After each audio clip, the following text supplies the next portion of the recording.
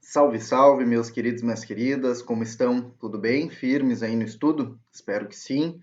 O Enem aí já está chegando, teremos aí mais 2 meses de estudo, certo? Para chegarmos em janeiro com todo o gás, beleza? Então vamos lá, continuando a nossa aula, tá bom? Vamos aqui uma aula de exercícios, mas em que também teremos aqueles cards que eu falei para vocês, no sentido de trazer alguns conteúdos não muito formais, né? Não que consigamos classificá-los de forma compartimentada, mas isso aí é um plus, né? Que eu vou fazer para vocês. Abrindo aqui, temos os fenômenos chamados de El Ninho e Laninha. Então vocês podem ver aqui, a corrente marítima que passa aqui no Oceano Pacífico, tá bom? A oeste do Brasil, é a corrente de Humboldt, tá? A corrente de Humboldt, ela é caracteristicamente fria, é uma corrente fria, porque ela vem dos polos, tá bom? Então, o que acontece quando há o El Niño, tá? O El Niño, no El Niño ocorre o aquecimento das águas do Pacífico, mais especificamente o aquecimento da corrente marítima de Humboldt, tá bom? Qual é a causa do El Niño e da Laninha? Não sabemos ainda. A ciência ainda não consegue explicar a causa verdadeira desses fenômenos naturais, tá bom? É muito louco que mesmo hoje em dia, com tanta tecnologia, nós não saibamos, né, explicar os motivos, né, as razões, a origem desses fenômenos, do El Niño e da Laninha. Mas é para a gente ver ainda que a gente ainda não tem controle sobre a natureza. A natureza é complexa demais ainda para o entendimento humano, né? Muito louco isso. Então tá, temos o El Niño que causa o aquecimento das águas da corrente de Humboldt, do Pacífico, e a Laninha, que causa ainda o maior resfriamento, tá bom? Das águas do Pacífico. Por que que, 0,5, meio grau, como assim meio grau vai modificar tanta coisa assim, né? Sim, meio grau modifica muita coisa. 1 grau na temperatura da água já faz com que muitos seres vivos ali residentes, principalmente seres vivos que são mais sensíveis, por exemplo, corais, tá bom? São muito sensíveis a essas variações térmicas. Então, há muito prejuízo para as populações que dependem, por exemplo, da pesca aqui nessa costa, tá bom? Então, quando tem um aquecimento é o El Niño, quando tem um resfriamento é a Laninha, tá bom? Corrente de Humboldt no Oceano Pacífico. Temos aqui algumas consequências básicas, tá bom? Aqui por região do Brasil. Região norte, menor precipitação, tanana. Mas por quê? Porque eu vou deixar para vocês lerem isso aqui sozinhos, tá bom? Mas primeiramente vamos entender a base de tudo, do porquê que acontece. Quando temos um maior aquecimento das águas, por exemplo, aqui, bem aqui nessa porção, essa imagem não está muito bem representada, mas quando temos um aquecimento, porque as águas vêm daqui, certo? Vêm daqui de baixo e chegam para cá, tá bom? Quando temos o aquecimento, deixa eu ver se eu consigo fazer aqui assim. Quando temos o aquecimento das águas por aqui, concordam comigo que se a água está mais quente, a água vai evaporar mais, tá bom? Se a água evapora mais, nesse lado aqui, se temos mais evaporação de água, teremos mais precipitação nessa região do Brasil. Teremos mais chuva nessa região do Brasil. Então, o que que acontece? O que que o El Niño? Qual a consequência geral assim do El Niño? Mais precipitação no sul do Brasil, tá bom? Porque tem mais, como é que eu poderia dizer, mais evaporação da água oceânica mesmo, tá bom? Porque a água oceânica está mais quente, tá bom? E quando temos mais um resfriamento dessa água, deixa eu ver se eu consigo mudar a cor aqui. Quando temos um resfriamento dessa corrente, tá bom? Claro que não tem mar aqui, né? Isso aqui é só uma mera representação. A corrente está aqui, ó, bem nessa altura aqui do Chile, certo? Quando temos um resfriamento, temos menos evaporação da água do oceano. Com menos evaporação, há menos precipitação nesta região do Brasil. Por que que aqui vai ter mais precipitação? Porque aqui na linha do Equador, nós temos a zona de convergência intertropical, a ZCIT. Quando tem menos água aqui, quando tem menos umidade, a ZCIT consegue estender a sua ação para maiores áreas do Brasil, beleza? A ZCIT é uma zona de convergência intertropical, onde recebe ventos, tá? E basicamente quentes com muita umidade. Tendo muita umidade, ela vai tomar conta dessas regiões em que ela geralmente não interfere, tá bom? Por quê? Porque aqui está bem seco. Aqui, a ZCIT, então o que a ZCIT vai tender a fazer? Essa é a linha original dela, ela vai tender a fazer isso aqui, ó. Ela vai avançar. A ZCIT, quando, né, temos o El Niño, quando aqui temos bastante umidade, ela vai ter um concorrente, entre aspas, um concorrente. O que vai acontecer? A ZCIT ela vai se deslocar para norte e ela vai estender a sua ação de umidade para norte, vai se distanciar do norte do Brasil, porque aqui temos muita umidade e é uma concorrência para ela. Então, o que acontece? Ela tem uma concorrente e ela é empurrada para norte, o que traz várias consequências daqui, tá? Aqui por regiões do Brasil, tá bom? Era um cardzinho bem rapidinho, basicamente isso aí. Se cair no Enem, eles vão perguntar essas situações: El Niño esquenta, Laninha esfria a corrente, certo? E acredito que no Enem não vão cobrar isso aqui só trouxe por precaução, vão cobrar mais essa questão. O máximo de complexidade que eles podem cobrar é com relação ao deslocamento da ZCIT, tá tranquilo? Então tá, vamos para as questões. A Terra, assim como todos os corpos celestes presentes no universo, não está parada. Ao todo, são dezenas de diferentes formas de deslocamento realizadas pelo nosso planeta. Assinale entre as alternativas a seguir aquela que não indica um dos fenômenos de movimentação terrestre. Bom, temos que relembrar que são 14 movimentos realizados pelo planeta Terra, 14. E nós não precisamos saber dos 14, só precisamos saber de alguns. Então tá, vamos lá. Rotação. Será que rotação, ó, ele nos pede aqui aquela que não indica um dos fenômenos de movimentação, aquela que não indica um movimento. Será que rotação a Terra faz? A Terra gira em torno do próprio eixo. Então, se a Terra estivesse parada, ela giraria em torno do próprio eixo, como se fosse uma bola de basquete, né? Aqui que os caras botam aqui a bola de basquete girando no dedo do cara, né, do jogador, paradinha. Isso é rotação, em torno do próprio eixo. Então, temos sim rotação. Beleza? Aqui peguei um exemplo de rotação para vocês. Aí, rotação. Nutação. Será que nutação? Um nome estranho, né? Bem complicado de marcar. Mas sim, nutação nós vimos lá na nossa aula 3, se não me engano. Nutação é um dos movimentos e é a tremidinha nesse eixo da Terra. A Terra tem um eixo, certo? Aqui, deixa eu ver se eu tenho uma imagem melhor. A Terra tem esse eixo aqui, que eu não sei se vocês vão conseguir enxergar. Esse eixo aqui, tá? A Terra tem esse eixo. Ela gira, era supostamente para ela girar tranquilamente, lisa, tá? Em torno desse eixo, mas não é o que acontece. O que acontece é que ela gira dando umas tremidinhas, tá? O que configura a nutação, como eu mostrei aqui para vocês, ó.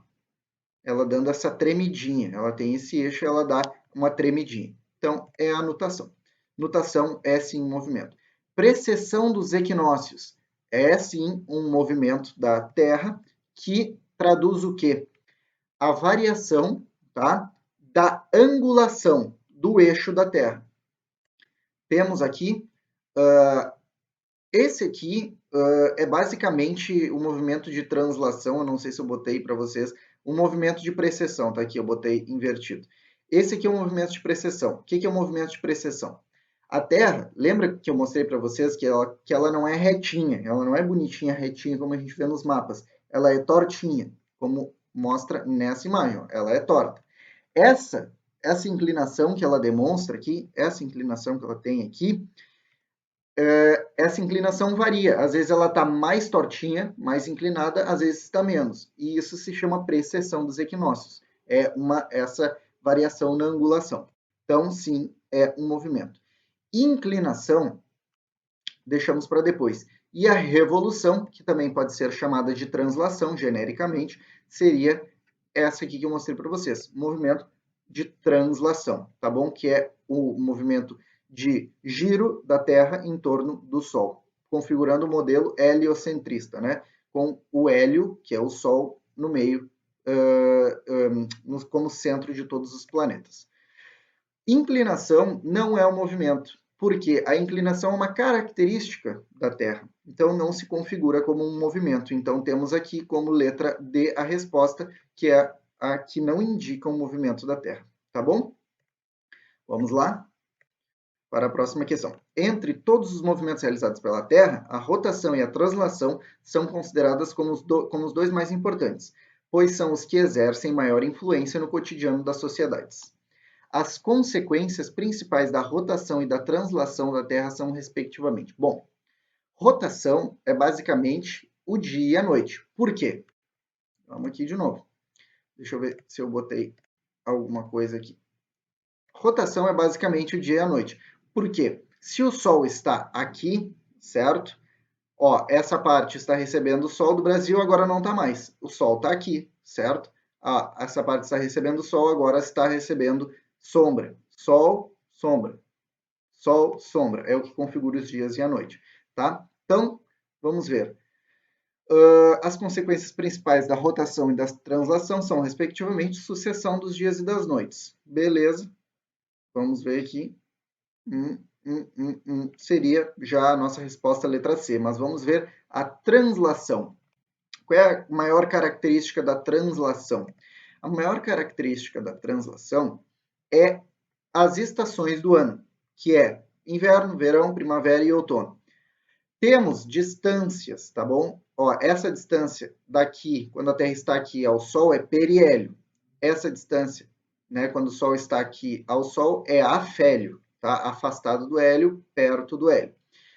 Quando temos essas diferenças, tá? Não é a diferença de distância que vai configurar as estações, é a diferença de...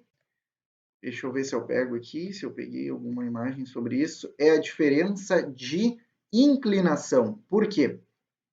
Temos aqui essa parte do planeta, né, recebendo mais Sol. Pá, essa parte recebe Sol mais diretamente. Agora, essa parte que antes recebia mais Sol, agora está recebendo menos Sol. Por quê? Porque a parte de baixo está recebendo Sol mais diretamente, configurando os solstícios, tá bom? Então, aqui seria verão para o hemisfério sul e aqui seria verão para o hemisfério norte, tá bom? Tudo verão e inverno tem relação com quantidade de incidência solar, tá tranquilo? Então, seria aqui translação a resposta C, sucessão dos dias e das noites e a ocorrência de estações do ano, como consequência, respectivamente, da rotação e da translação da Terra. Beleza? Vamos para a próxima. Quando é meio-dia nos Estados Unidos, o Sol, todo mundo sabe, está se deitando na França. Bastaria ir à França num minuto para assistir ao pôr do Sol. Olha que loucura, né? A diferença espacial citada é causada por qual característica física da Terra? Achatamento das suas regiões polares, movimento em torno do próprio eixo, arredondamento da sua forma geométrica, variação periódica de sua distância do Sol, que eu falei para vocês agora há pouco, inclinação em relação ao seu plano de órbita. Veremos. Aqui ele fala basicamente assim, ó, por que que no mesmo momento, tá, é quase noite na França e é meio-dia nos Estados Unidos. Por quê? Porque a Terra, onde estava a França, a Terra já girou, tá bom? E a França, digamos, em relação ao Sol, aqui temos a Terra e aqui temos o Sol. Aqui está a França, tá bom? Então a França está bem de frente para o Sol. Agora é meio-dia na França. Só que a França já girou e já está se dando as costas para o Sol, tá bom? Só que os Estados Unidos está aqui, tá legal? Estando aqui, os Estados Unidos estão recebendo Sol diretamente, por isso que é meio-dia nos Estados Unidos e na França é quase noite, porque já girou. Então, é o quê? Movimento em torno do seu próprio eixo, sucessão dos dias e das noites. Tá legal? Então vocês têm que ter essa ideia mais visual, ó. Por isso que eu botei aqui movimento de rotação, tá bom? Porque, ó, ora o Brasil está recebendo Sol, digamos que o Sol esteja aqui. O Brasil está recebendo Sol agora, não está mais. Está recebendo Sol agora, não está mais. Entendeu? É por isso. Vamos lá para a próxima. O estudo das ondas sísmicas e dos campos magnéticos permitiu o descobrimento e a caracterização de três importantes camadas internas da Terra: a litosfera, o manto e o núcleo. Com relação a esse tema, estão corretas as afirmações abaixo. O manto envolve o núcleo terrestre, ocupa a maior parte do volume do planeta e se comporta como fluido que se move lentamente. Vamos lá para uma imagem que eu peguei aqui, bem bonitinha a imagem. Deixa eu ver, ó, aqui, o manto. O manto é a camada realmente mais extensa que cobre, tá, o núcleo, ó, legal. O manto envolve o núcleo terrestre, ocupa a maior parte do volume e se comporta como um fluido que se move lentamente. Sim, essa é a maior característica do manto, tá bom? Nossa, essa é a maior característica do manto, tá? É por cima do manto que vão as placas litosféricas, litos, rocha, que se chamarão posteriormente placas tectônicas, tá bom? É por cima do manto que as placas tectônicas vão andar. Sob a litosfera existe uma camada de rocha menos rígida, conhecida como astenosfera. Trata-se de uma zona de baixa velocidade sobre a qual flutuam as placas litosféricas. Perfeito. A astenosfera é uma região específica do manto, tá bom? Então, a astenosfera é a região específica sobre onde as placas tectônicas estão apoiadas. Tranquilo? O núcleo é formado basicamente por níquel e alumínio. Essa camada que produz o campo magnético do planeta apresenta elevadas temperaturas. Se vocês relembrarem da nossa aula, eu falei para vocês que era NiF, é níquel e ferro, tá bom? Não é níquel e alumínio, aqui ele quis fazer uma pegadinha, tá bom? Então é NiF, níquel e ferro, já botamos falso. Então as duas primeiras são verdadeiras, a terceira é falsa. A litosfera acha-se dividida em blocos mais ou menos rígidos, designados como placas. Essas placas são deslocadas por correntes de convecção que se formam no manto. Sim. Gente, aqui, ó. Temos aqui a astenosfera e aqui a litosfera, com as placas tectônicas. Como é que eu poderia dizer? Quanto mais interno, mais quente, tranquilo? Então, quanto mais para baixo, mais quente. Essa parte aqui, de baixo, quanto mais quente, mais tende a subir. Mais quente tendendo a subir, o que está frio aqui em cima tende a descer, tá bom? Quanto menos, mais quente, menos denso, sobe. Quanto mais frio, mais denso, desce. Então, temos esse movimento de convecção. Vocês devem ter visto isso em física, tá bom? Esse movimento de convecção é que faz com que essa astenosfera se mexa realmente e desloque as placas tectônicas, o que causa esse movimento, tá bom? Então, a última é verdadeiro, então temos como VVFV, tranquilo? De repente, sente-se uma vibração que aumenta rapidamente. Lustres balançam. Objetos se movem sozinhos e somos invadidos pela estranha sensação de medo do imprevisto. Segundo segundos parecem horas, poucos minutos são uma eternidade. Estamos sentindo os efeitos de um terremoto, um tipo de abalo sísmico. Então ele está aqui, né? Basicamente, terremoto e abalo sísmico. Tranquilo. O fenômeno descrito no texto afeta intensamente as populações que ocupam espaços próximos às áreas. Bom, se vocês lembrarem, basicamente os eventos sísmicos violentos de alta liberação de energia acontecem entre os limites das placas tectônicas. Então, eu não peguei uma imagem disso, mas eu vou pegar agora.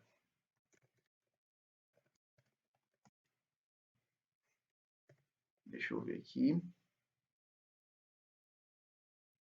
Temos aqui as placas tectônicas, tá bom? Temos aqui as placas tectônicas, divididas aqui, placa sul-americana, placa de Nazca. O Brasil está no meio da placa sul-americana. Então, os eventos violentos acontecem entre os limites, entre as placas. Por quê? Porque as placas se chocam Ou se chocam ou se afastam, tá bom? Ou se chocam ou se afastam. Se chocando ou se afastando, ocorrem os terremotos, tá bom? Então, o que que acontece? Esses limites, tá, são muito perigosos. E tem países, por exemplo, o Japão, tá, que ficam bem em cima, basicamente, as ilhas, né, do Japão ficam bem em cima de limites de placas tectônicas, tá tranquilo? Então, o que que acontece? O Brasil sofre muito menos com abalos sísmicos do que, por exemplo, o Japão. Por quê? Porque nós estamos no meio de uma placa tectônica. Então, o que que temos aqui?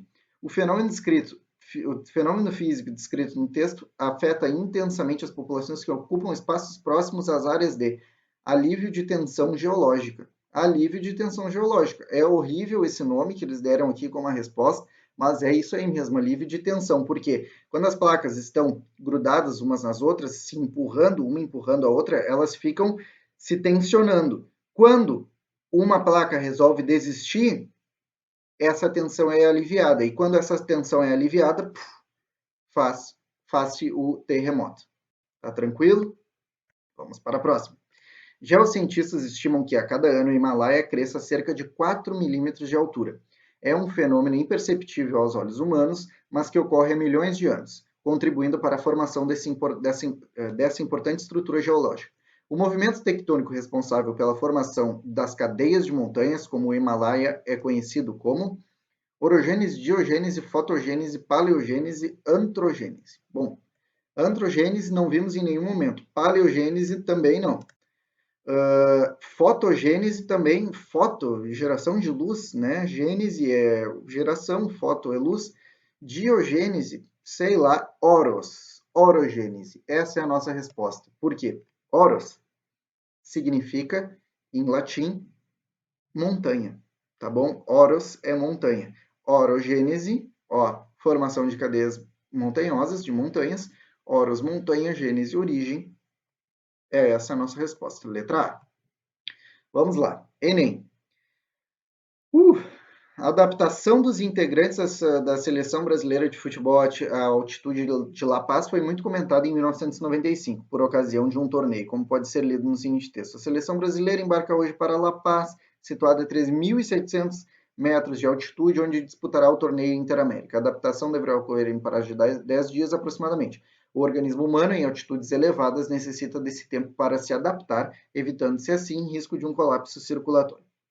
A adaptação da equipe foi necessária principalmente porque a atmosfera de La Paz, quando comparada à das cidades brasileiras, apresenta... Bom, veremos. Aqui eu peguei um exemplo para vocês. Aqui, digamos que é o Brasil, tá bom? Estamos ao nível do mar, com uma coluna de ar gigantesca. E aqui é La Paz, bem lá em cima, em 3.700 metros acima do mar, tá? Acima do nível do mar. Esse é o nível do mar e essa aqui é La Paz, lá em cima da montanha. O que que acontece? Como nós temos uma coluna de ar muito grande em cima da gente, é fácil respirar. Por quê? Tem uma concentração muito alta de oxigênio aqui ao nível do mar. Então, e além dessa concentração alta, temos uma alta pressão. Então, é fácil do oxigênio entrar pelo nosso nariz, porque tem uma alta pressão empurrando esse oxigênio para dentro do nosso nariz. Quando a gente vai para La Paz, que tem uma coluna de ar bem menor, além de ter menos oxigênio na atmosfera, uma atmosfera rarefeita, temos menos pressão, temos menos força para empurrar esse oxigênio para dentro do nosso nariz. Não é a gente que faz força para sugar esse ar, é o ar que entra sendo sugado pela diferença de pressão. Então temos uma pressão muito baixa em La Paz, tá? Porque é alto, e por consequência da pressão muito baixa, nós temos dificuldade de captar esse oxigênio, tendo mais dificuldade, portanto, de respirar. Por isso que temos que ter essa adaptação de que ele fala no texto, né, para se adaptar a essa baixa pressão. Então vamos lá. A adaptação da equipe que foi necessária, principalmente porque a atmosfera de La Paz, quando comparada das cidades brasileiras, apresenta. A atmosfera de La Paz apresenta menor pressão e menor concentração de oxigênio. Beleza, é isso aí. Letra A. É isso que eu falei para vocês. Maior pressão e maior quantidade de oxigênio? Não. Maior pressão e maior concentração de gás carbônico? Nada a ver. Menor? Não. é menor pressão e menor concentração de oxigênio. Tá tranquilo? Então vamos lá. É a camada da atmosfera mais próxima da superfície terrestre, com uma altitude que varia entre 12 e 18 km. Nela se encontra cerca de 80% dos gases atmosféricos. Estamos falando da troposfera, ionosfera, mesosfera, estratosfera, biosfera. Bom, temos aqui as camadas da atmosfera, que é dividida basicamente em troposfera, estratosfera, mesosfera, termosfera e exosfera. Tá tranquilo? Então, assim, ó, onde ocorre a maior parte dos eventos, dos fenômenos meteorológicos, ou seja, chuva, trovão, raio, vento, onde tudo ocorre na troposfera, porque tropos, tá? Pode vir também de antropos, que seria a atmosfera do ser humano, tá bom? Então, tropos vem do ser humano, então é onde a gente está e onde ocorre a maior parte das coisas, e onde está encontrado também 80%, tá, dos gases atmosféricos. Tranquilo? Então, temos aqui letra A como resposta, como estamos tendo letra A, né? Então, vamos marcar isso lá na grade. Meu Deus do céu, eu não teria coragem. Mas é isso aí, sempre confiem no conhecimento de vocês. Nunca, mas não pode ter 5 A seguidas. Pode sim, pode, já aconteceu.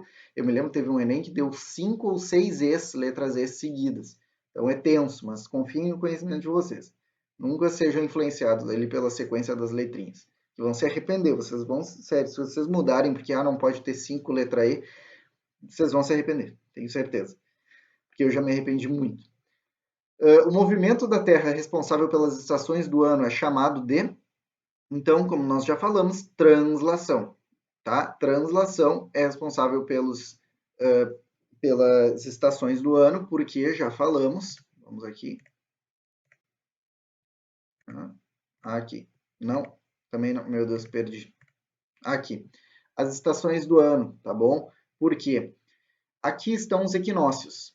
Os equinócios, nos equinócios ocorre a igual iluminação dos hemisférios, porque a Terra ela não está demonstrando uma inclinação mais pendendo aqui para o hemisfério norte, ou menos para o hemisfério sul, ou mais para o hemisfério sul, ou menos para o hemisfério norte. Tá? Quando tem mais iluminação no hemisfério norte, é solstício de verão para o hemisfério norte. Quando tem menos iluminação, vocês conseguem ver que aqui embaixo está pegando menos sol, no hemisfério sul, menos iluminação, solstício de inverno para o hemisfério sul. Quando tem mais iluminação para o hemisfério sul, vocês estão vendo que a Terra está inclinada, está com a bundinha do sul mais virada para o sol, temos o solstício de verão para o hemisfério sul e, ao contrário, o solstício de inverno para o hemisfério norte. Por isso que neva lá, porque tem menos sol. Tá tranquilo? E temos aqui os equinócios, onde os dois hemisférios estão iluminados igualmente. Isso ocorre por 1 segundo, tá? O equinócio, de fato, ocorre por 1 segundo, porque a Terra está sempre girando ao redor do Sol. Mas vocês conseguem enxergar que o equinócio, ele não tem nenhuma bundinha virada para o Sol. O equinócio, na verdade, o eixo está de lado para o Sol. O eixo não está de frente, como ocorre aqui. Ele está de lado. O que acontece que os dois hemisférios são iluminados da mesma forma. Tranquilo? Então vamos lá. Com relação à figura abaixo, podemos afirmar, deixa eu até abrir aqui. Com relação à figura abaixo, podemos afirmar a translação, movimento no qual a Terra gira ao redor do Sol, dá origem às estações do ano. Beleza. O movimento de translação é aquele em que a Terra, junto com os outros planetas, gira ao redor do Sol. A translação define assim os dias e as noites, percorrendo um caminho que tem forma elíptica. Não. Aqui está tudo certo, tá bom? Está tudo legal, menos os dias e as noites. A translação define as estações do ano e realmente a órbita ao redor do Sol é elíptica. O que seria elíptica? Deixa eu ver aqui, eu posso pegar assim alguma coisa mais ou menos. Não tenho nada aqui que eu possa demonstrar, mas deixa eu ver aqui.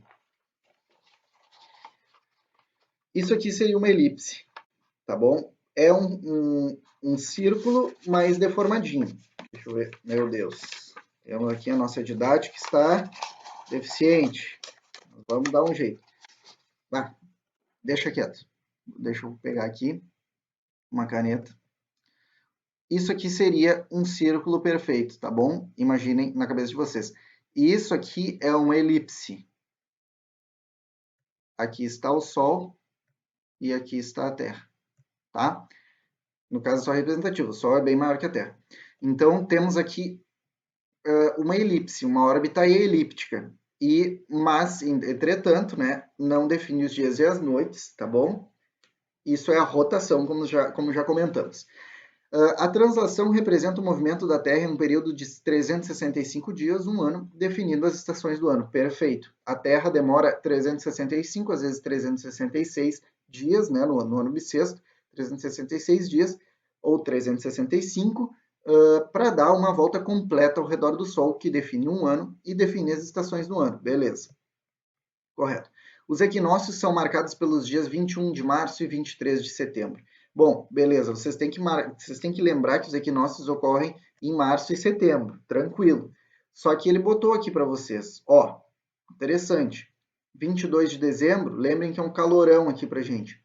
21 de junho, lembrem que é o inverno. Então, é solstício de inverno para o hemisfério sul, solstício de verão para o hemisfério norte. Opa, solstício de inverno para o hemisfério norte.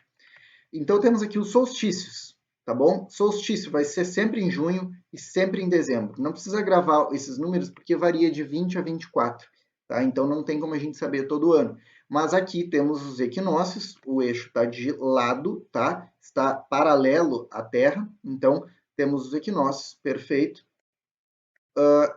Os equinócios, taranã, beleza. O solstício é um período em que as noites são iguais aos dias. Não, negativo. O solstício, pegamos aí o inverno, solstício de inverno. O inverno, o que a gente tem? Mais noite do que dia. O dia é muito mais curto no inverno.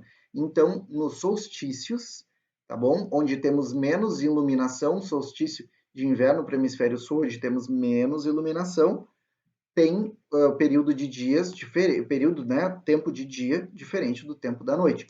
Olha o verão, quando tem horário de verão. O verão tem muitas horas de dia, tá? Muitas horas de iluminação. Vai amanhecer lá pelas 5 horas da manhã e o sol vai se pôr lá, o poente só vai ocorrer às vezes às 9 da noite. Então temos diferentes tempos de iluminação. Então, o que seria aqui? É o equinócio. Equinócio. Né? Equinócio, equis igual, igualitário, né? Igual seria. Número 5. No verão do hemisfério sul, é possível considerar que a incidência dos raios solares na superfície da Terra é praticamente perpendicular. Beleza. Aqui eu não me lembro, deixa eu ver, aqui está errado. Então temos, deu um erro aqui na minha gravação, mas vamos continuar. Então temos aqui a número 2, 3 e 5 como corretas. Deixa eu ver aqui. 2, 3 e 5 como corretas. Por que a 5? Incidência dos raios solares na superfície da Terra é praticamente perpendicular, tá? No hemisfério sul.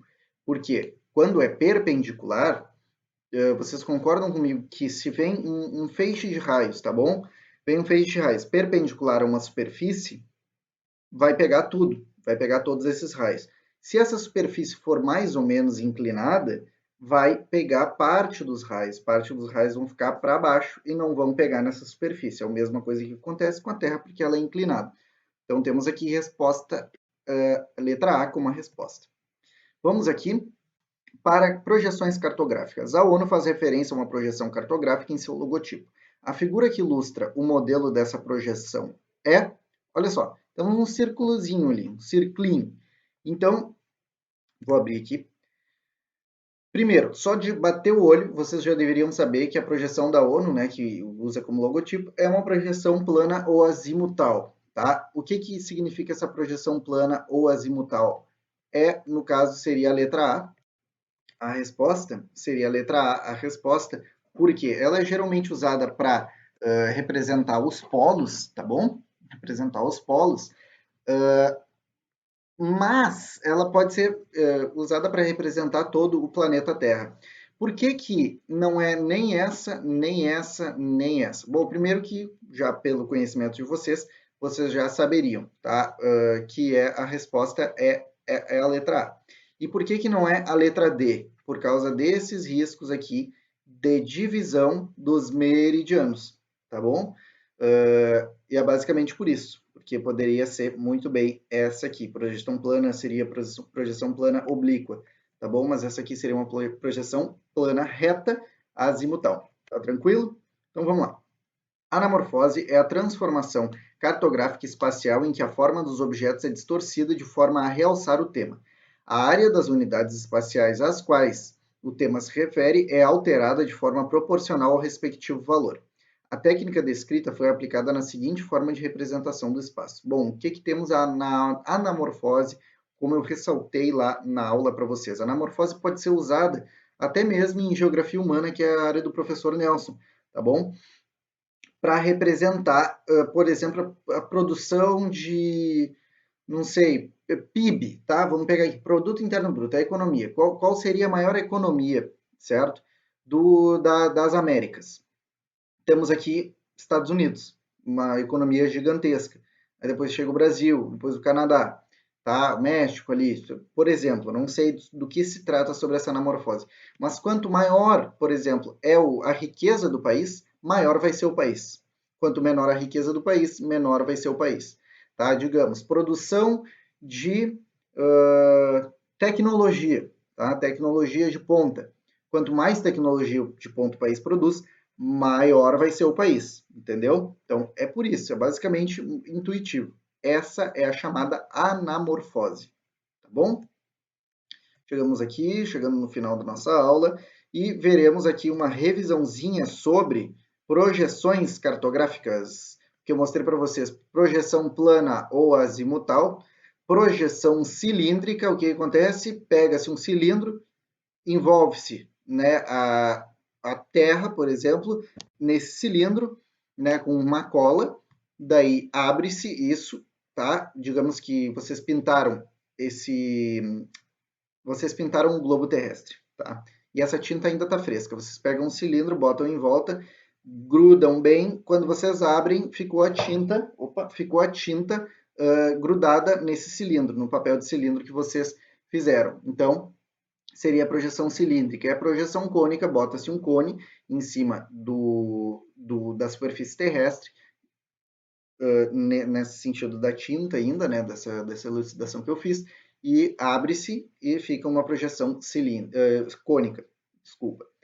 Projeção cilíndrica, baixas latitudes, ou seja, mais para perto do Equador, quanto mais para perto do Equador, melhor. Projeção cônica média para altas latitudes e projeção plana, altas latitudes ou qualquer área ou qualquer lugar que vocês queiram fazer. Então vamos lá, projeções não são só soluções matemáticas, mas também produtos culturais. A projeção de Mercator refletiu seu tempo, marcado pela visão de mundo de uma Europa que expandia sua civilização por todo o planeta. Na moldura daquela visão de mundo, a redução da área da África e da América do Sul não provocava maior alarde. Sobre a projeção de Mercator, podemos afirmar que Mercator. Então tá, vamos lá. Temos duas projeções cilíndricas importantes, cilíndricas seriam essas aqui, desse modelo, duas projeções cilíndricas importantes, que são a de Mercator e a de Peters. A de Mercator, ela preconiza a forma, ou seja, ela mantém a forma dos países, dos continentes. Então, o Brasil fica bonitinho, a África fica bonitinha ali e tal, legal. Só que a área fica muito distorcida. Vocês vejam assim o tamanho da Europa em relação à Europa, praticamente esse lado ocidental aqui da Europa é praticamente maior do que a América. Então, super errado. A África aqui, o Brasil está quase a América do Sul está quase do mesmo tamanho do que a África. Isso é impossível. A Groenlândia está maior do que a América do Sul inteira, então tem deformações. E essa projeção de Mercator, ela era usada mais para 1500, de forma histórica, para navegações. Por quê? Porque ela mantém as distâncias, tá bom? Ela mantém as distâncias. O que é bom, né? Porque os navegadores precisavam saber a distância e o tempo de viagem, né? Para quando fossem viajar. E a de Peters, tá? A de Peters, ela privilegia a área, ou seja, olha o tamanho da Groenlândia, como ela ficou aqui, e olha o tamanho da Groenlândia aqui. A área, ela privilegia a área. Então, temos aqui as áreas preservadas. Olha aqui a Europa, o tamanhozinho da Europa. Olha a Europa Ocidental. Olha como ela era, tá? E olha como é que ela está agora, tá? Então, essa é a representação fiel das áreas. Então, essa aqui é mais histórica, tá tranquilo? Então, temos a projeção de Mercator mais histórica. Trata-se de uma projeção cilíndrica caracterizada por ser do tipo equivalente, que mantém a proporção das áreas. Não, já vimos que não. Trata-se de uma projeção cilíndrica caracterizada por ser do tipo semelhante, que mantém a forma, a forma, meu Deus, a forma das áreas dos continentes e altera a proporção das áreas representadas. Até o momento essa é a melhor. Trata-se de uma projeção cilíndrica caracterizada por ser anafilática, corta. Trata-se de uma projeção cônica, corta, corta. Cônica, não são. Então, nossa resposta é a letra B, cilíndrica, caracterizada por ser semelhante, porque mantém a forma dos continentes e altera a proporção das áreas representadas, certo? Como eu mostrei aqui para vocês, as áreas são extremamente distorcidas. O que seria anafilática? Anafilática é a projeção que não leva em consideração, não prioriza nem a forma, nem a área, nem a equidistância, nem nada. É uma projeção completamente, como é que eu poderia dizer? Mista. Ela mistura todas as proporções, tá bom? Então, temos a projeção de Mercator como uma projeção cilíndrica caracterizada por ser do tipo semelhante, que mantém a forma das áreas dos continentes e altera a proporção das áreas representadas. Tranquilo. Vamos lá. Sobre as projeções cartográficas, é correto afirmar que são meios de se representar o espaço terrestre, havendo uma possibilidade ainda não encontrada de não realizar distorções da forma ou das áreas da superfície? É impossível nós termos, né, eu já falei lá na aula para vocês, é impossível termos uma projeção que não deforma. Todas as projeções, não importa, vão deformar em algum sentido a representação da Terra. São formas de representar a Terra em uma superfície de iguais características externas. Formas, tamanho e área? Não.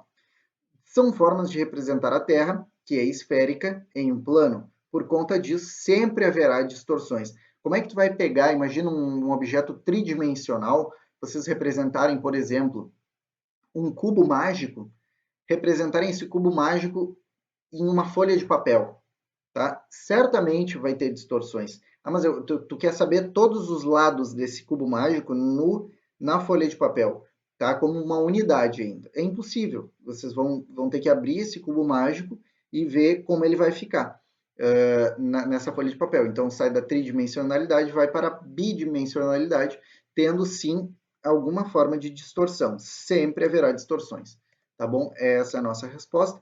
E vamos lá. Observe o mapa. A superfície terrestre está representada segundo a projeção. Ó, como eu mostrei para vocês, aqui os países estão mais alongados, com a forma né, comprometida, estão mais alongados, mais deformados. Então, qual seria a projeção? Já sabemos que é a projeção de Peters, ó, mais deformados. Vamos voltar lá. Então, sabendo que é de Peters, temos já duas AOE. Criada na época das navegações, não, essa aqui eles botaram para confundir vocês. A da época das navegações é de Mercator, tá bom? Lembrem, Mercator é um nome meio antigo, Mercator. Peters é mais moderno. De Peters, que privilegia a área em detrimento da forma. Perfeito. Então, gente, essa é a nossa resposta. Fizemos uma revisão de parte da aula 2 e completamente da aula 3. Um abraço para vocês, não quis deixar essa aula muito longa, tá bom? Tchau, tchau. Desculpa pelo erro ali, realmente deu um erro na minha gravação, vou ter que juntar 2 vídeos. Mas é isso aí, sempre é um prazer, estou à disposição de vocês 24 horas para tirar dúvidas. Qualquer coisa é só chamar no privado, lá no WhatsApp, digita aí no YouTube as tuas dúvidas, que a gente está sempre alerta, sempre disposto a ajudar vocês em qualquer coisa, tá bom? Um abraço para vocês, bons estudos e até a próxima.